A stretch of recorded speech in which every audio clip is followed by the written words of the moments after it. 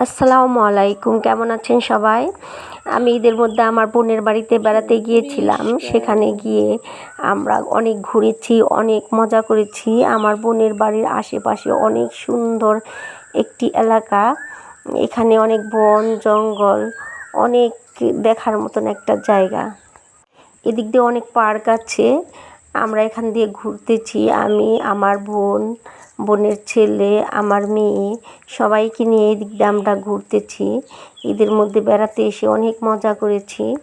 আমি যখনই আমার বোনের বাড়িতে যাই তখনই এই জঙ্গল দিয়ে ঘোরাঘুরি করি। আমার বোনের এলাকাটা পাহাড়ি এলাকা। এই অনেক এখানে আকাশমণির গাছ বুনেছে, বাগান বুনেছে। ওই সাইডে গজারি বন।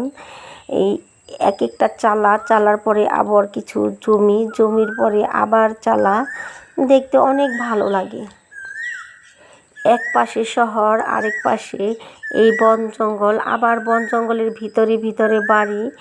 মানে খুবই একটা সুন্দর একটা জায়গা। এদিক দিয়ে গেলে, আমার বোনের বাড়িতে গেলে শুধু ঘুরতে ইচ্ছে করে। আমরা অনেক ঘুরি, কিন্তু এদিক দিয়ে আবার একা একা ঘোরা যায় না, সবাই দল বেঁধে ঘুরতে হয়। কারণ এলাকাটা নিরিবিলি, মাঝে মাঝে বাড়িঘর আছে, তবুও নিজের কাছে একটি ভয় লাগে, যেহেতু আমরা এলাকায় নতুন।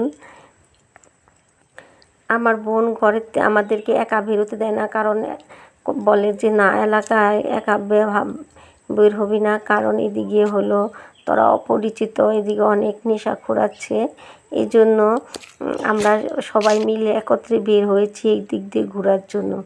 ওই যে দেখেন আশেপাশে কিছু কিছু বাড়িও দেখা যায়, এদিক দিয়ে বাড়িও আছে।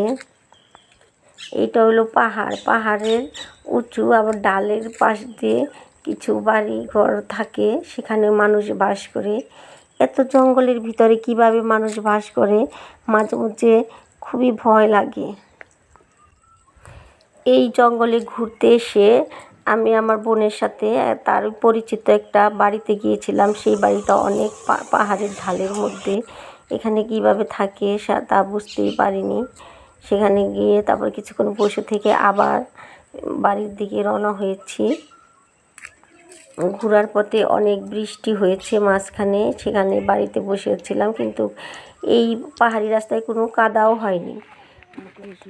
চতুর্দিক দিয়ে ঘোরার পরে এখন আমার বোনের বাসার কাছে এসে পড়েছি। এই যে এই এলাকাটুকু হলো আমার বোনের বাড়ির এলাকা। ওই যে সামনে আমার বোনের বাড়ি দেখা যাচ্ছে, এখানে আমরা এসেছি। আর এখান থেকে ওই যে একটা ফ্যাক্টরি দেখা যায়, ওইটা হলো এফেক্স। এটা হলো বিশাল বড় একটা ফ্যাক্টরি। এই ফ্যাক্টরির কাছেই আমার বোনের বাড়ি। আর ওই ফ্যাক্টরির আশেপাশে অনেক বন জঙ্গল। এখানে কম পয়সায় কিনে এই ফ্যাক্টরিটা করেছে। এই যেখানে সামনে আমার বোনের বাড়ি, সেখানে আমি যাচ্ছি। এই এফেক্স ফ্যাক্টরির কারণে এই এলাকাটা অনেক উন্নতি হয়েছে। পাহাড়ি হওয়ার সত্ত্বেও, গজারি বন জঙ্গল থাকার পরেও এখানে অনেক উন্নত হয়েছে। অনেক দূর দূরান্ত থেকে এখানে চাকরি করে, চাকরির সুবাদে এখানে থাকে, সেজন্য এখানে অনেকে বাড়িঘর করে ভাড়া দিয়েছে। আমার বোনও এখানে বাড়ি করে ভাড়া দিয়েছে।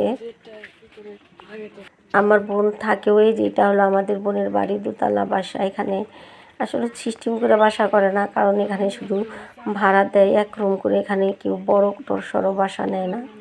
এখন আমি এই যে আমার বোনের বাড়িতে এসে ঢুকতেছি।